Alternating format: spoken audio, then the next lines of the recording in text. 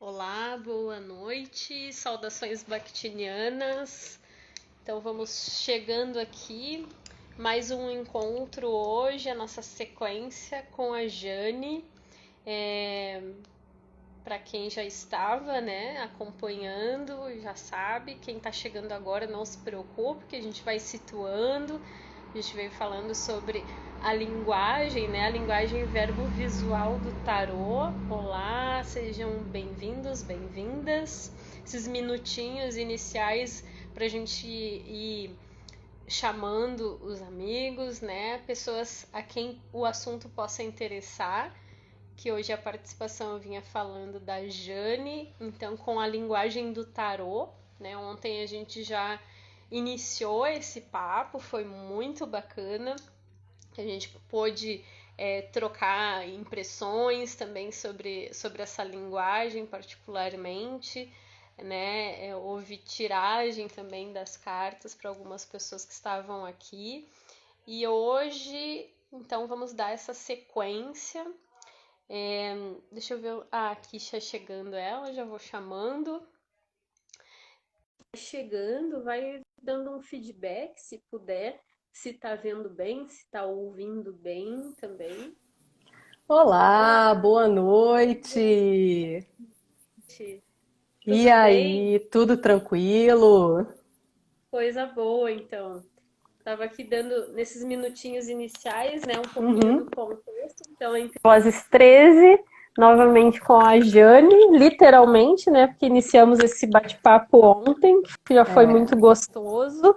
Então, a ideia justamente é a Jane trazer. Ontem ela trouxe um pouquinho das práticas dela, não só na sua vivência com o tarô, mas também uhum. na dança, na música, na fotografia, um pouquinho, né? Pílulas, Sim, pequenas pílulas por cada uma dessas vozes.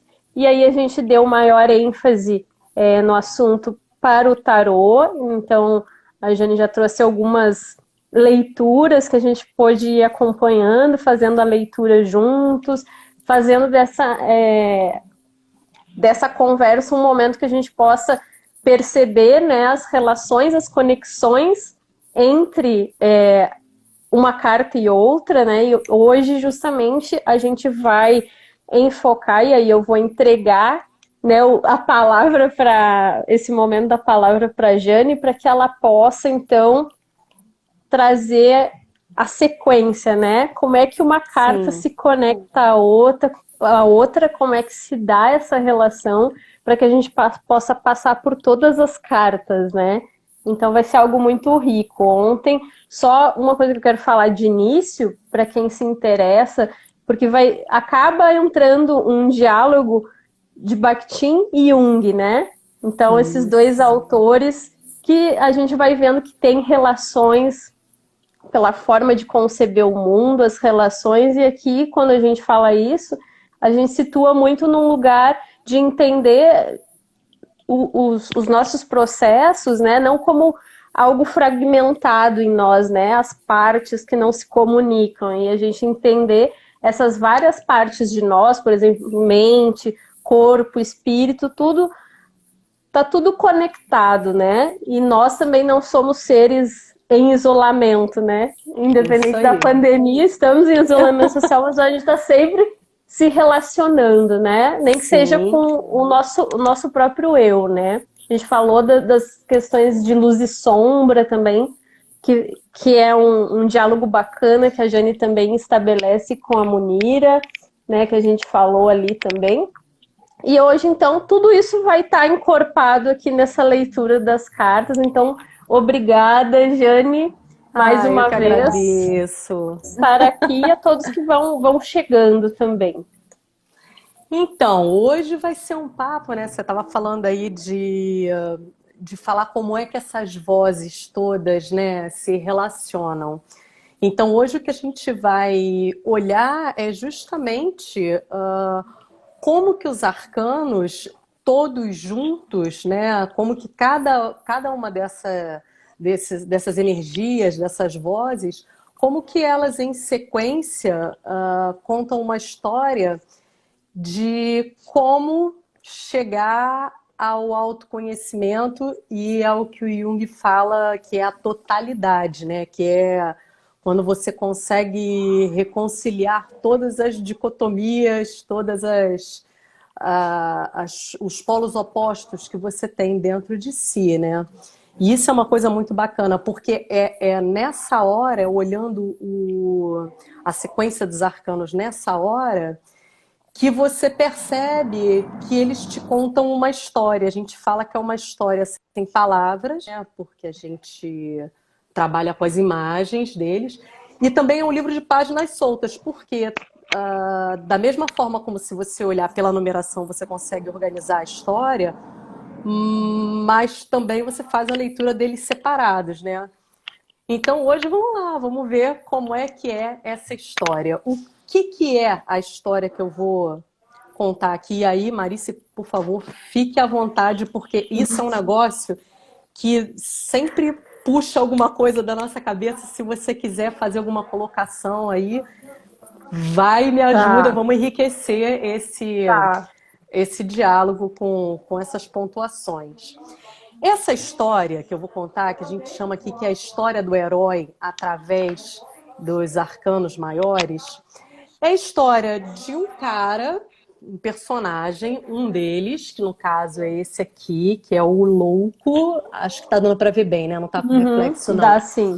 Tá. Uhum. É a história dele, que é o arcano número 0, é, passando por todos os outros 21 arcanos para chegar à sua totalidade, para chegar ao autoconhecimento lá na frente, né? Então é como se fosse isso aqui, é como se fosse um mapa para a gente, o louco, né? Somos nós, eu, você, qualquer um que queira empreender essa jornada do autoconhecimento através dos 22 arcanos. E como que a gente vai passando por cada uma dessas estações dos arcanos e vai a cada carta, a cada estação, chegando um pouquinho mais próximo do que é esse nosso grande objetivo, que é a totalidade. No começo da história, nenhum de nós tem a mínima ideia do que está procurando e como é que chega lá. Essa é a beleza, né, da aventura que a gente vai começar aqui. Então, vamos lá, vamos começar. Então, sabemos que o louco é o personagem que vai andar através das casas, né? E que ele representa cada um de nós nessa nossa jornada, nessa busca pelo autoconhecimento. Os primeiros lugares pelos quais o louco vai passar, na verdade, ainda nem é na Terra. Seria pelos dois pais celestiais deles, né? Quem são esses pais? São essas duas cartas aqui, o mago e a papisa. Quando a gente fala que eles representam os pais celestiais, é porque eles representam o mago, que é a número 1, o princípio primário masculino, ou a energia yang, que mora dentro da gente. E a papisa é o princípio yin, né? O princípio feminino, que reside dentro da gente. Quando você passa aqui pela número 1, né, que é o mago, esse princípio yang, ele personifica esse princípio ativo, esse princípio criador, ele representa a nossa consciência, ele é o nosso impulso para começar a realizar as tarefas. Ele representa, a gente tem dois caminhos básicos pelos quais a gente chega ao autoconhecimento, né? É o caminho mágico, que é o dele, ou o caminho místico, que é o dela. Eu vou falar do dele, né? Que é o caminho Uhum. mágico, que é um caminho muito adotado pelas sociedades ocidentais. É o caminho de você pegar, entrar na natureza, descobrir as coisas que tem lá, descobrir como manipular, como alquimizar tudo, catalogar. Dominar o mundo natural é o caminho dele, né? De trabalhar com os elementos mesmo, para no final compreendê-los e saber como utilizá-los. Essa carta aqui, agora é legal você conseguir ver ela. Uhum. Uhum. Ele está apontando, né, com uma mão para cima e outra para baixo, como te mostrando que o poder, né, que ele recebe para manipular das coisas, na verdade é um poder divino, sim, mas ele com o outro braço aponta para baixo, justamente mostrando o campo de atuação dele. Aqui nessa mesa dele, ele tem os 4 elementos representados aqui. São os 4 naipes dos arcanos menores aqui, né? Tem copas, espadas, paus e ouros aqui representados, que no caso são os 4 elementos da natureza que ele está buscando dominar, né? Em busca da totalidade. E quando a gente fala de Jung, esses 4 elementos aqui são justamente as 4 funções estruturais da personalidade, que ele ainda não sabe, mas na verdade uma delas é o bem de difícil acesso, pelo qual ele vai empreender a jornada toda e chegar a ele no final, né? Mas isso ele não sabe ainda nessa carta, mas está aqui, ó, uma das coisas que ele está procurando para ser, né, completo é uma dessas que está na mesa. Uhum. E que ele aqui, né, tem nessa carta representada, essas 4 funções. E aí temos aqui o nosso primeiro princípio. Eu viro um pouquinho, que às vezes a luz bate, não dá para ver tão bem. Uhum. O princípio feminino, né? Que é a papisa, que representa aqui um princípio receptivo, representa o nosso inconsciente. Se você olhar na cabecinha dela, tem uma coroa feita de 3 luas, representando os ciclos, que representam também o nosso inconsciente, a intuição. E ela, por intuição também, ela está entre 2 colunas, uma de cada cor, que também representam as polaridades, né? O Yin e o Yang, que ela intuitivamente, né? Ela já traz esse saber que está lá no inconsciente de que os 2 princípios são fundamentais para você chegar ao autoconhecimento, à tua totalidade. Sem um dos 2 você não vai chegar. E ela representa aquilo que eu te falei, que é o caminho místico, né, para adquirir o conhecimento. O que é o caminho místico? É o caminho do esperar pacientemente para que as coisas aconteçam, para que você seja tocado pelo divino, entendeu? É o tal do não apresse o rio, ele corre sozinho, espera que as coisas tenham um momento certo de acontecer. É bem diferente do mago, né, que é o impulso para ir fazendo as coisas. Ela não. Ela já tem a paciência e o esperar a hora certa para agir. Então tá, então os 2 primeiros que ele encontrou aqui na jornada, antes mesmo de chegar à Terra, basicamente, o Pai Celeste e a Mãe Celeste, o princípio Yang e um princípio Yin, aqui. Aí, quando esse camarada aqui, que somos nós, né, o louco, finalmente chega à Terra, você vê que a jornada começa antes, antes do nascimento, né? E é bem isso. É bem isso, exatamente. Aí agora sim ele vai conhecer aqui os 2 princípios, o masculino e o feminino na Terra. E ele conhece esses 2 princípios na Terra justamente através da mãe e do pai mesmo, que criam, né? São os nossos primeiros, nossa primeira referência desses princípios de uma forma mais concreta, né? São a nossa mãe terrena e o nosso pai terreno. E aqui também tem uma coisa muito bacana de mostrar, deixa eu pegar os outros 2, que se você prestar atenção na numeração deles, pela sequência, primeiro vem o masculino e depois vem o feminino celeste. Mas quando a gente vai falar do terreno, primeiro vem o feminino e depois vem o masculino. Essa sequência, dizem que a explicação para isso é porque o mundo terreno é um espelho do mundo celeste, por isso eles estão invertidos. Eles não colocam dessa forma, né? O terreno da mesma maneira. Então isso aqui já é uma simbologia de que tudo que a gente vive, né, nesse plano terreno é um espelho do que acontece lá em cima. E por isso elas vêm invertidas aqui.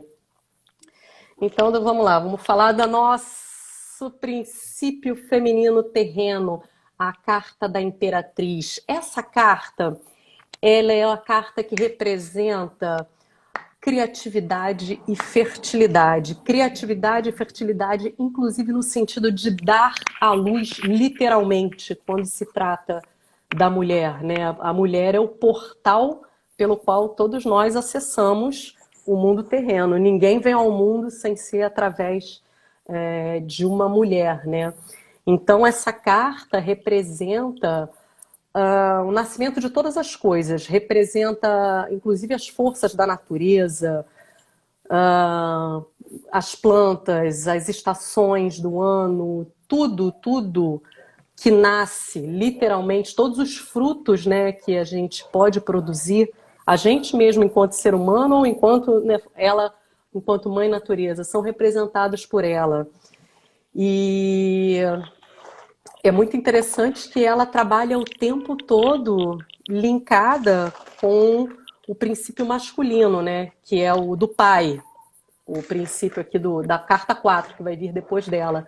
Por exemplo, se ela é a força, a energia, o arquétipo que faz uma árvore florescer, por exemplo, ele aqui é o cara que consegue arquitetar a colheita e armazenar essa comida para que a gente não passe fome.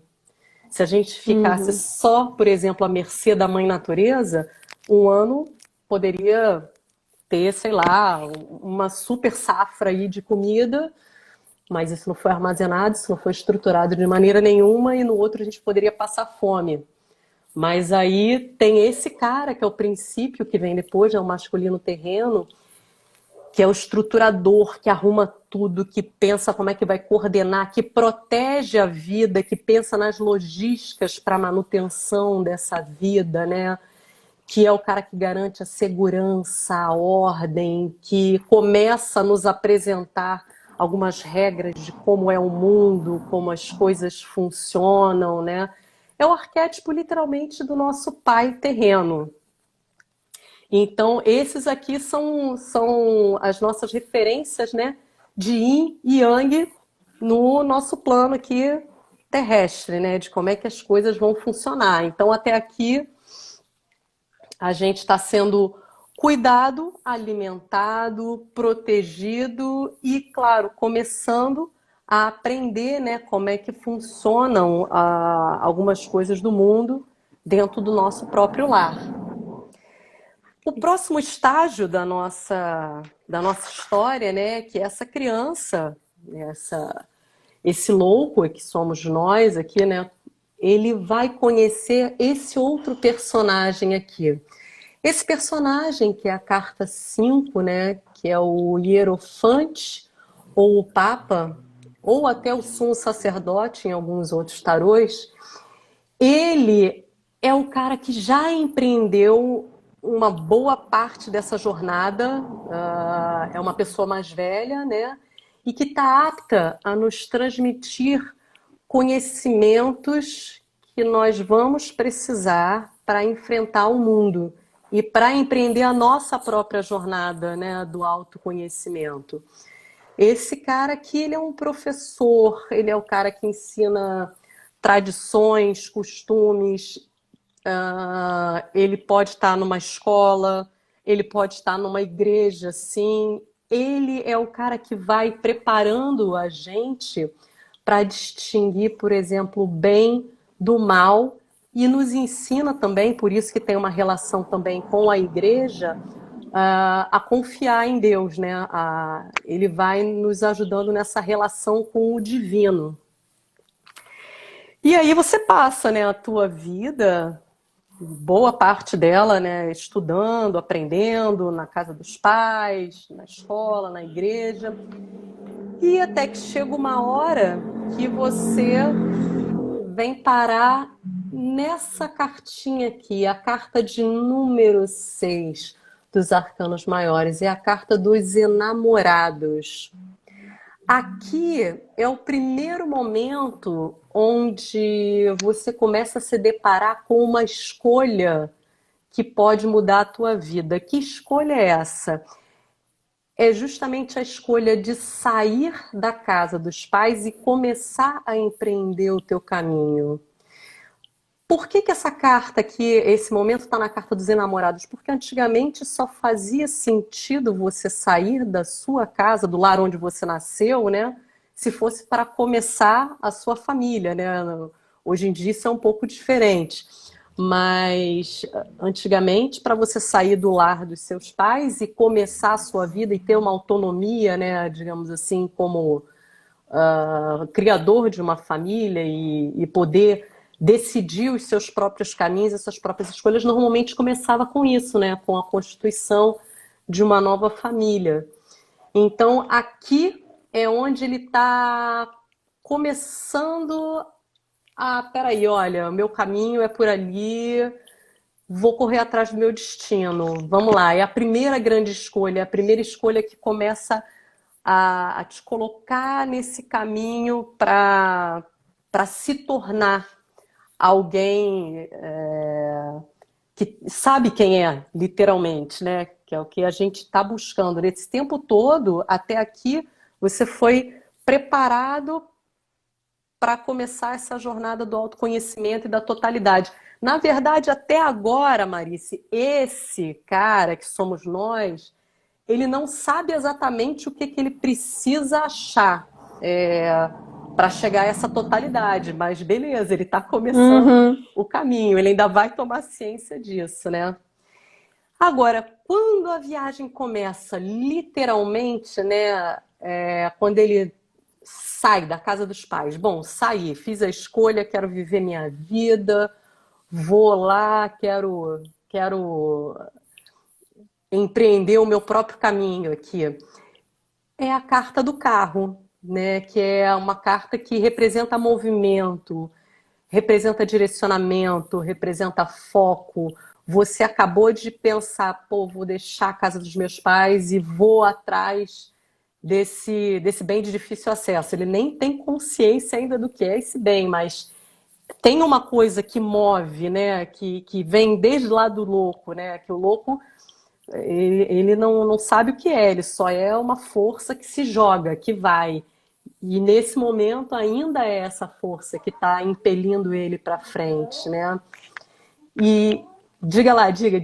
Não, só me lembrei. A memória afetiva agora. Esse momento Aham. aproveito para dar um oizinho para Lu, que entrou. Sim, eu A primeira vi. carta que tu tirou no dia, para mim, no dia da live com ela, foi Aham. essa, do Foi carro. essa Só um momento de memória afetiva que aqui, você voltou. que eu voltei lá, né? Então já Bacana, tô bacana. atenta aqui, né, para escutar mais É. sobre ela. Então, agora ele começou o caminho, ele não sabe nem. Oiê, Lu, para você também. Ele não sabe ainda nem o que ele tem pela frente. Nesse momento, ele só sabe o seguinte: olha, de novo as polaridades yin e yang representadas aqui, né? Por uma esfinge, o carro é puxado por duas esfinges, uma de cada cor, e ele precisa conseguir fazer com que essas duas polaridades andem na mesma direção para ele conseguir chegar onde ele quer, para ele poder cair nesse mundo, experimentar o novo e começar, né, a ganhar velocidade para esse grande salto que é o autoconhecimento. Aí, a próxima carta que ele vai conhecer aqui é a carta, a próxima estação que ele vai passar é a estação da justiça. Eu vou fazer um parêntese rápido para caso alguém tenha reparado na questão da numeração, tá? Eu tô Uhum. com o Rider-Waite na mão. E o Eu Rider-Waite, ia te perguntar se era esse. Uhum. isso mesmo, ele trocou na sequência dos arcanos maiores a justiça e a força.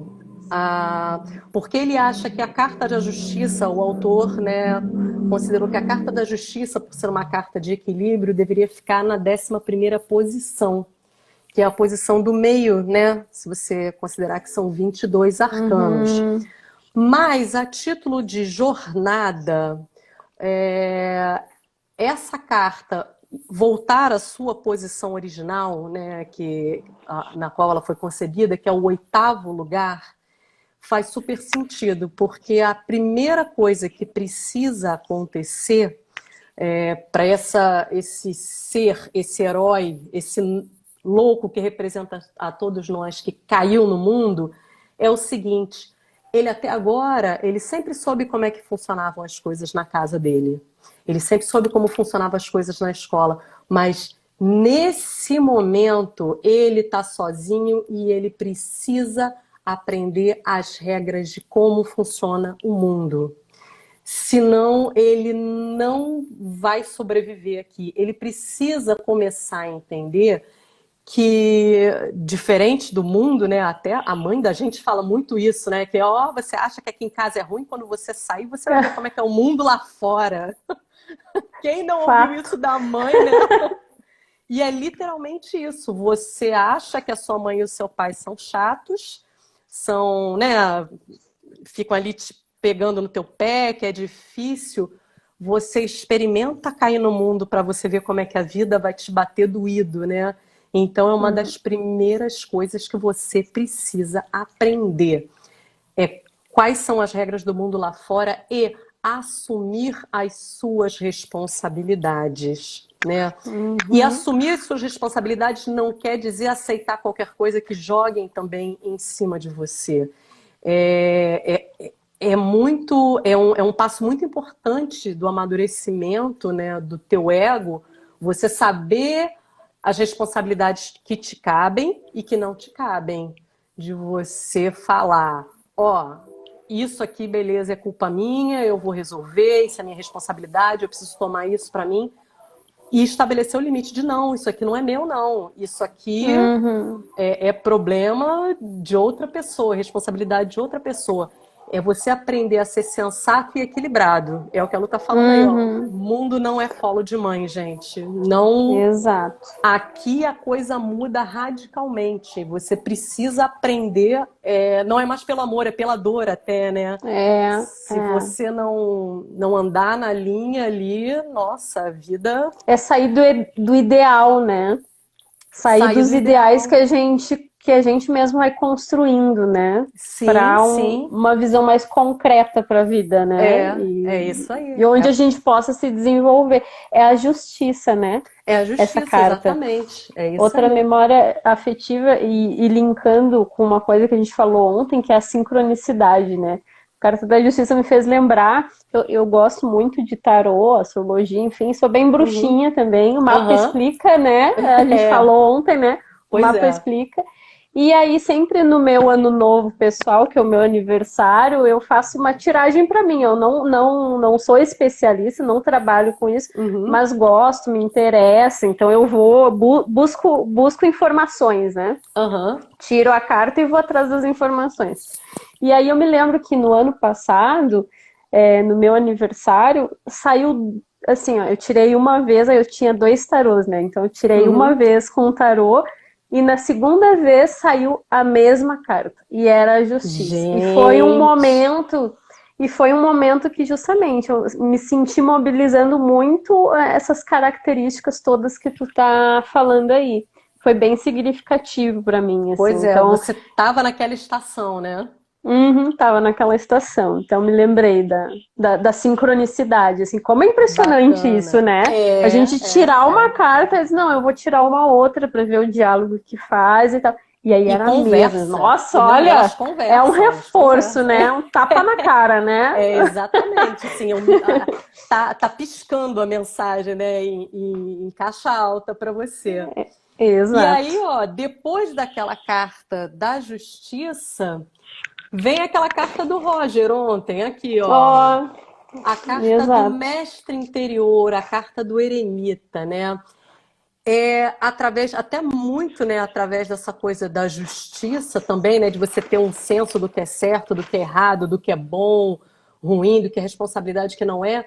Isso é uma coisa que acaba te ajudando muito na tua capacidade de olhar para dentro.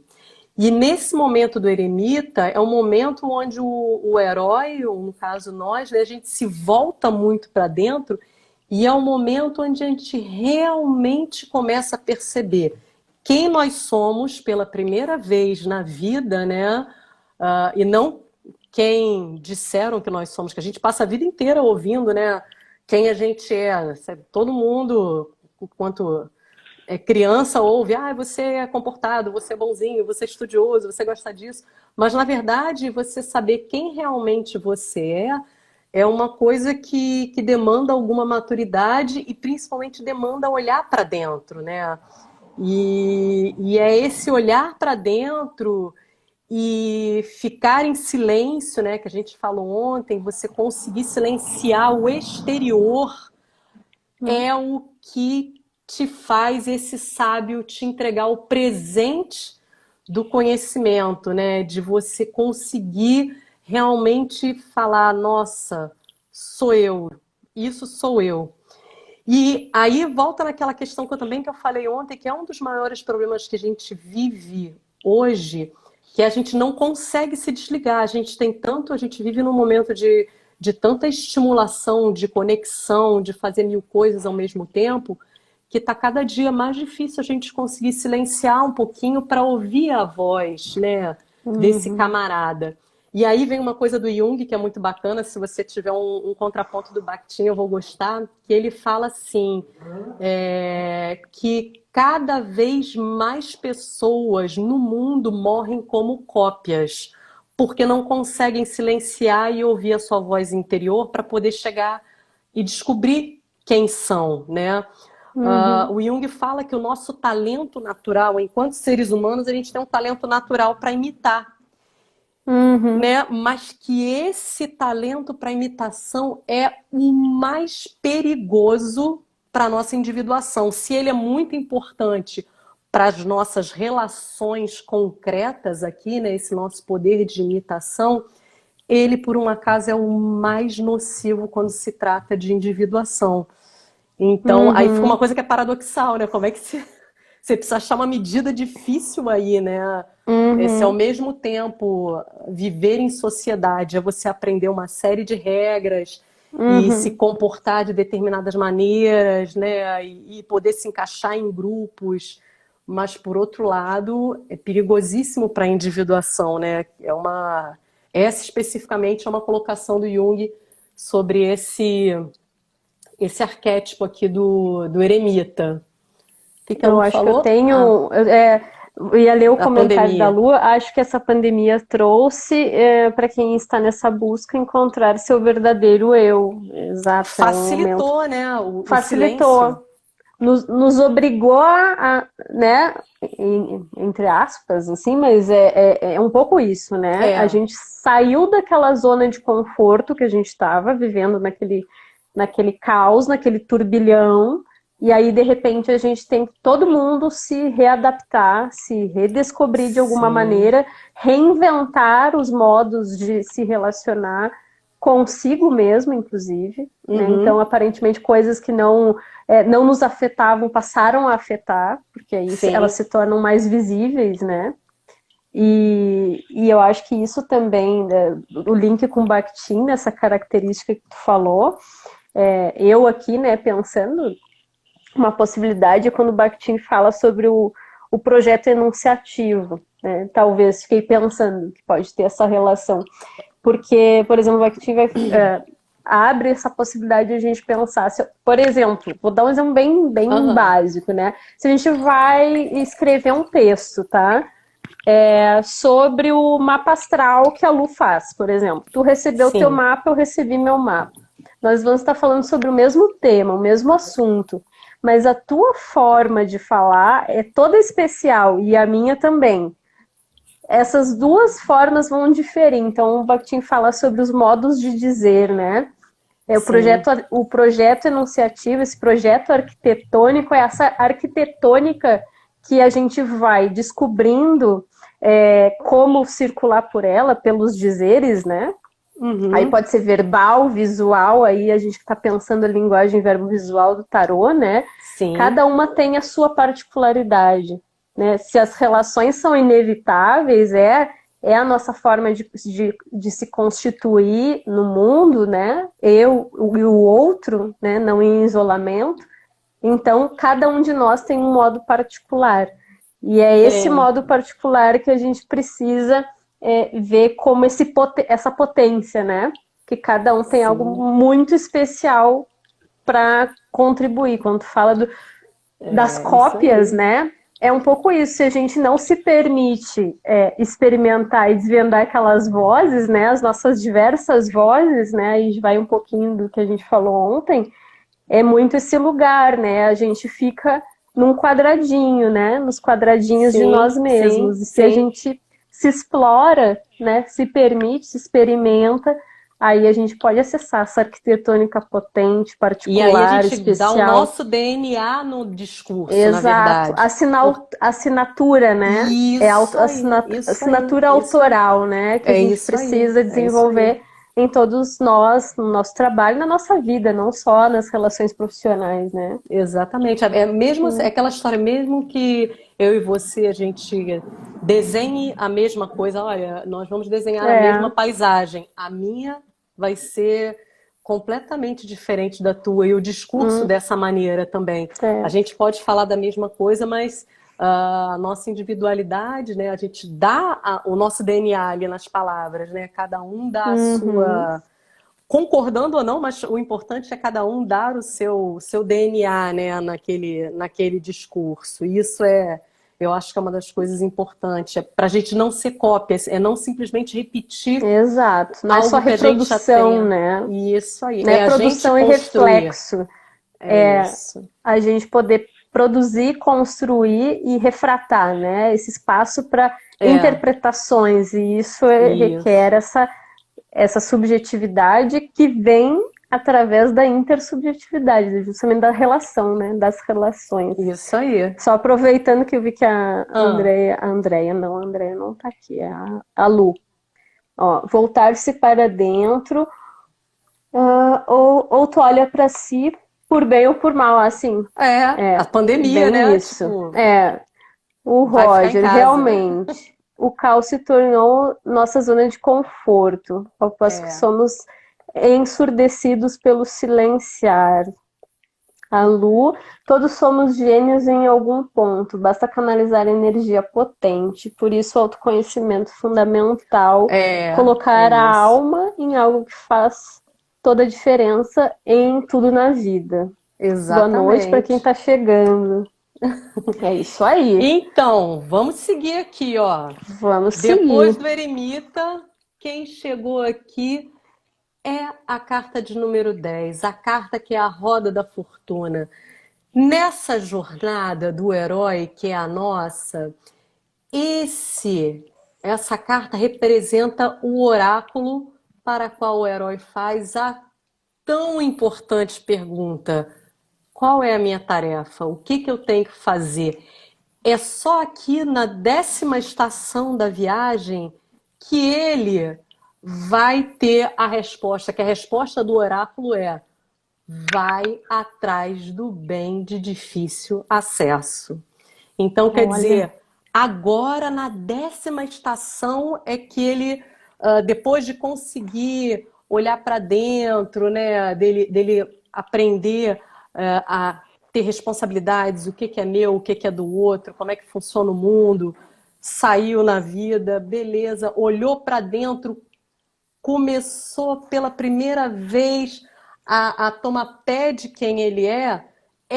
Antes disso, ele não tinha nem ideia de para que eu vou fazer essa pergunta, de qual é o meu objetivo na vida. Ele não tinha noção dessa pergunta que ele fez aqui. Só nesse momento, né, já tendo olhado para dentro, que ele consegue fazer a pergunta: Oráculo, qual é a minha missão na vida?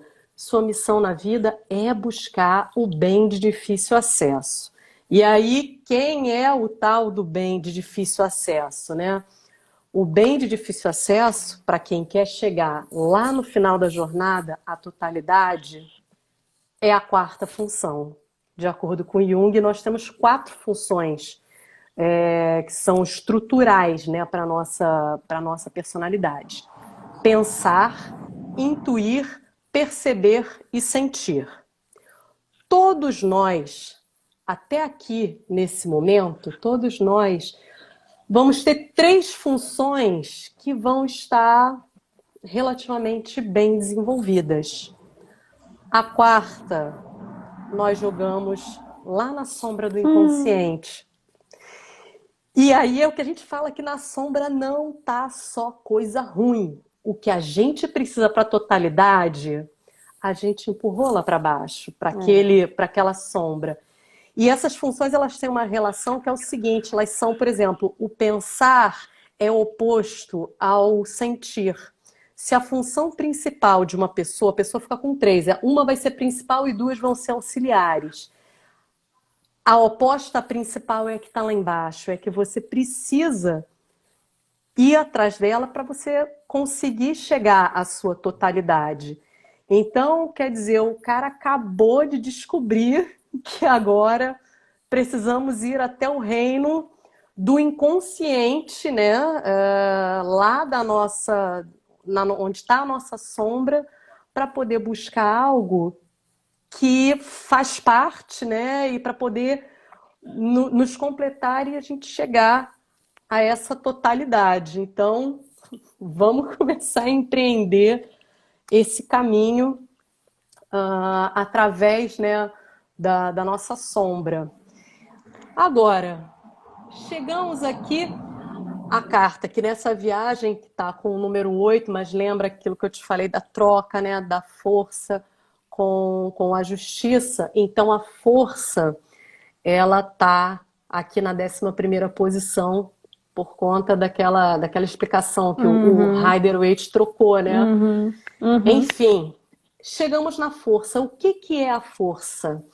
A força é a primeira hora onde o teu ego precisa tentar dominar esses impulsos, esses instintos, essas coisas nuas e cruas, essas forças que vêm do inconsciente.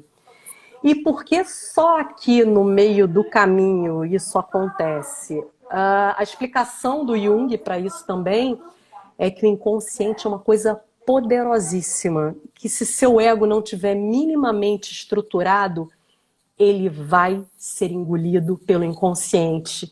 E um ego engolido pelo inconsciente é literalmente o que a gente chama de loucura, de alienação. A pessoa que não faz contato com a realidade, né? A pessoa que é alienada é isso, é o inconsciente engolindo o ego.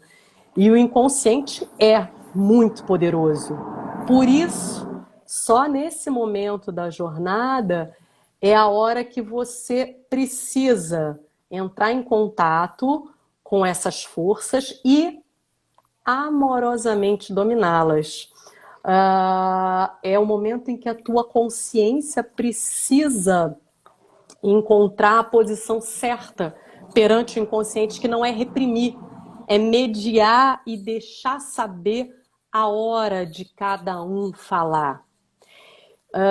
E aqui também fica, né, que o inconsciente, a gente fala que é um animal amigo, né, que a gente precisa ter ao nosso lado. Tipo assim, se fosse uma historinha, sabe aquele momento em que o personagem... Eu vi um desenho, eu não vou lembrar o nome, mas era essa carta aqui, perfeito. Que era um desenho de uns dragõezinhos que voavam e o personagem precisava dominar um deles. Mas dominar, você tinha que ter uma afinidade com ele, você não dominaria qualquer um, você só dominaria aquele que estava destinado a ser o seu. E não é um dominar de prisão, assim, você precisa montar nele e deixar ele voar contigo. É literalmente isso que é o nosso inconsciente, né? Até chama de que o nosso inconsciente é justamente um animal prestativo, que ele te leva, você monta nele, ele pode te levar para vários lugares, né? E você, pela primeira vez na vida aqui, vai ter que começar a aprender a confiar nele. Porque a tua consciência e o teu ego não conseguem direcionar, nem prever, nem saber para onde ele vai. Mas ele é um parceiro muito importante. Nessa. Como treinar o seu dragão? Esse é o desenho, muito bom, viu? Como treinar o seu. É isso.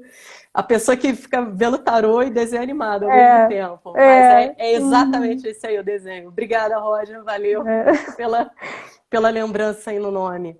E é exatamente isso, né? O inconsciente é o teu animal prestativo que vai ser fundamental nessa jornada e que o ego e a tua consciência precisam entender que eles não vão calcular tudo mais a partir de agora nessa jornada, sabe? Ele é teu aliado.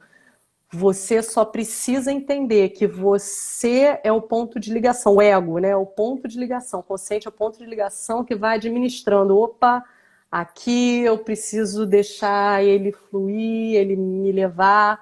Aqui não, aqui eu vou pelo consciente. Então é essa dominação amorosa, entendeu? Que você precisa, essa relação que você precisa estabelecer a partir de agora com o teu inconsciente, porque afinal das contas o teu destino, né, para achar esse bem de difícil acesso, essa tua quarta função é na sombra, e a sombra tá onde?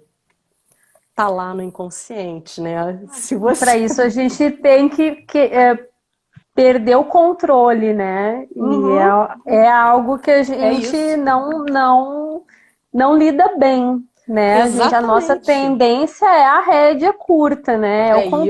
É o controle, início, meio e fim, aquilo que eu conheço, aquilo que eu desconheço, já dá problema, né? E aí nisso, olha o perigo, né?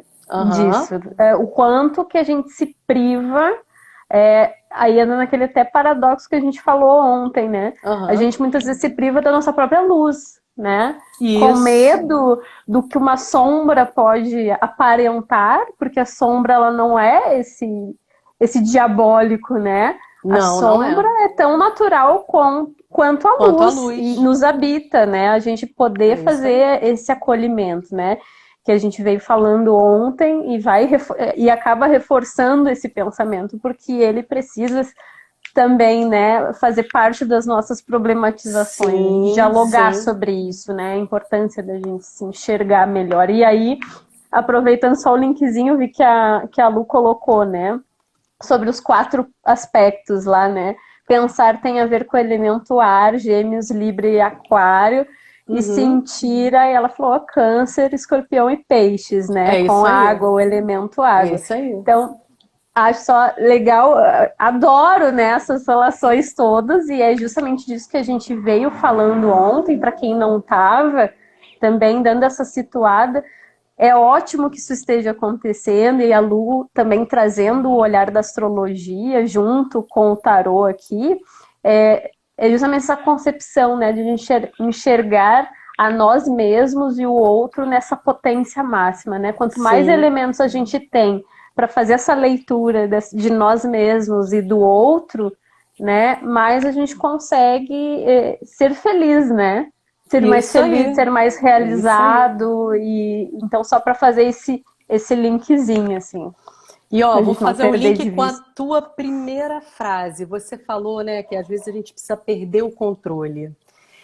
A próxima estação fala sobre isso, né? Chegamos à 12ª carta, a carta do pendurado ou do enforcado, que representa um beco sem saída no qual nós nos metemos e, nesse momento, nós não temos controle algum sobre essa situação aqui. É exatamente a estação que vem, esse perder o controle, É Urano. Será que é o Urano? Eu fiquei pensando. Pode ser. Será a energia do Urano?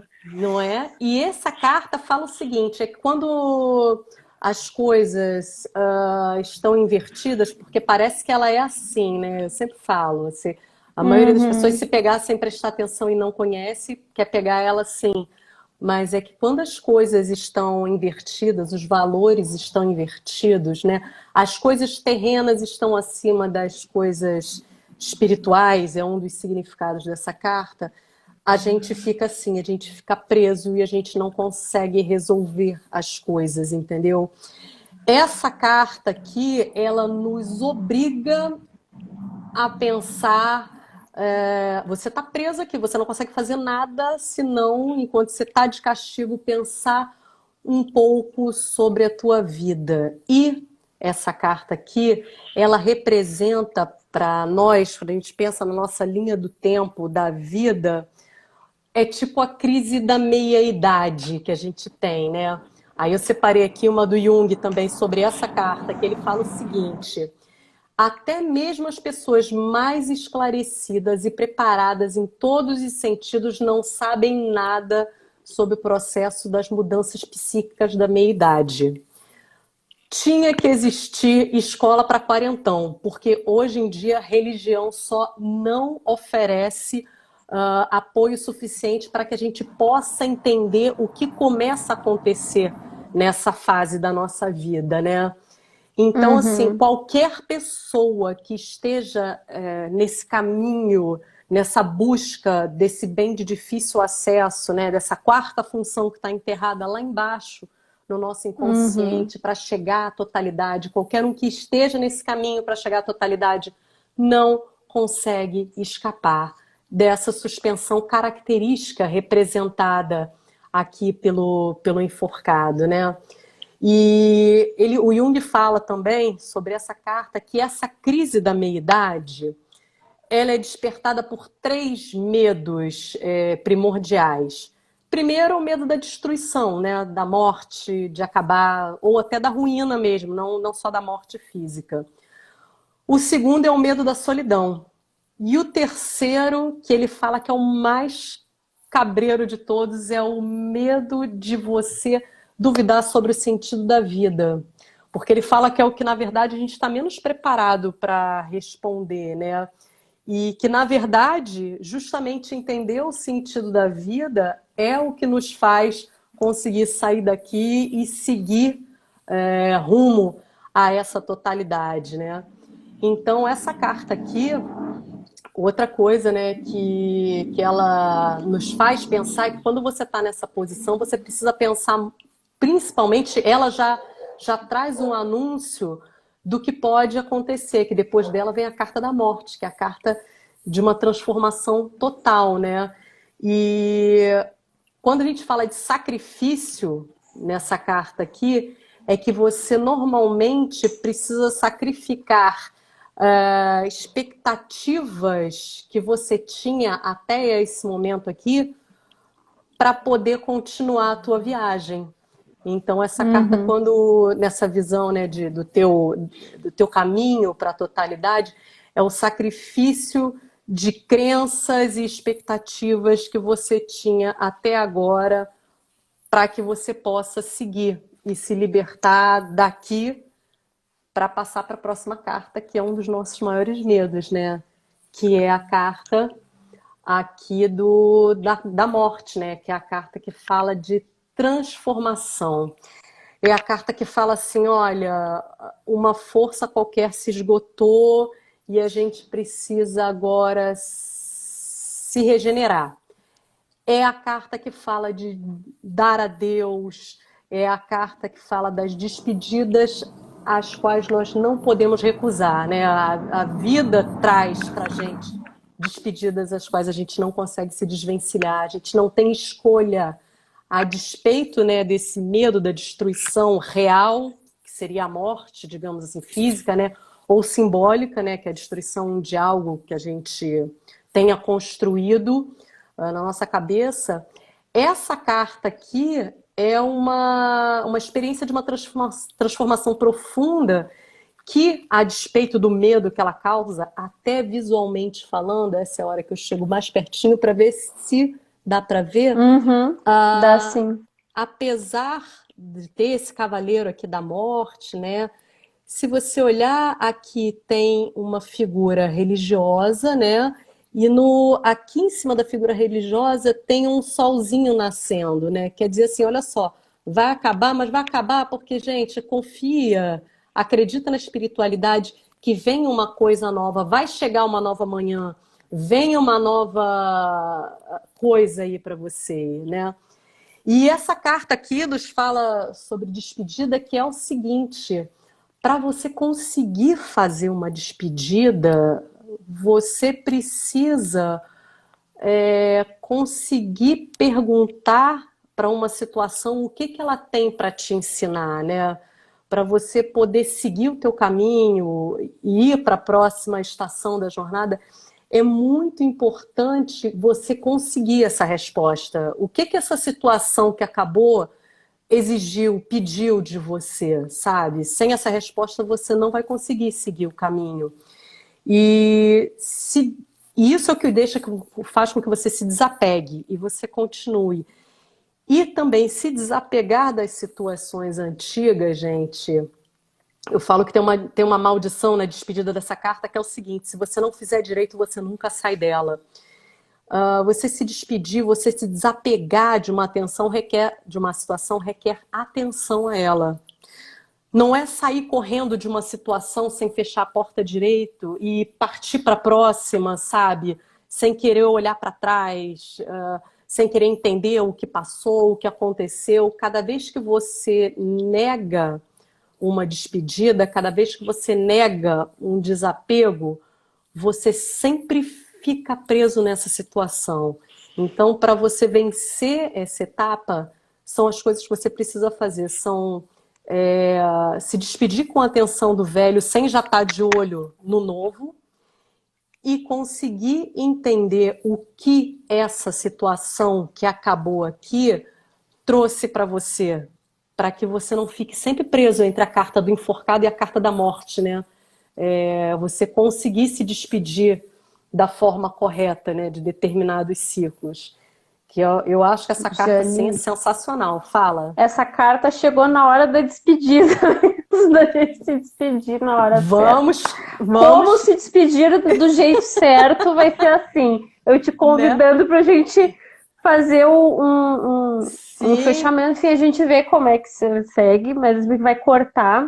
Passou muito rápido, acho que a gente tem uns 3 minutinhos. Né? Tu topa a gente fazer um momentinho agora? Eu disponibilizo e te chamo. Só vou ler o comentário aqui vou fechar aqui provisoriamente com o comentário da Lu, porque ele pode nos servir ali mais adiante, né? Sobre o Urano, né? Rege Aquário, que é diferente do zodíaco, é o diferente do zodíaco, que vê o mundo de forma diferente, é o que inova, só meia dúzia de iluminados sabem vibrar Urano de forma positiva. Palavras de um astrólogo, bem isso. O autor eu vejo ali, Morte, Plutão, que rege Escorpião, né? Isso aí. A Luz seguiu falando. A Nath também, eu não tô conseguindo ler, gente. Pode me ajudar, viu, Jane? Se tiver pra mim, some. Da Nath, ela fala assim: não sei se é todo escorpiano, mas eu tenho dificuldade de desapegar. No entanto, quando desapego, parece que nunca mais volta, é 8 ou 80. Escorpião, né? Intensidade, né? A gente traz isso para nossa dobradinha agora, tá, gente? Para não cortar assim. Um beijo, até daqui a pouquinho, já voltamos. Até já voltamos.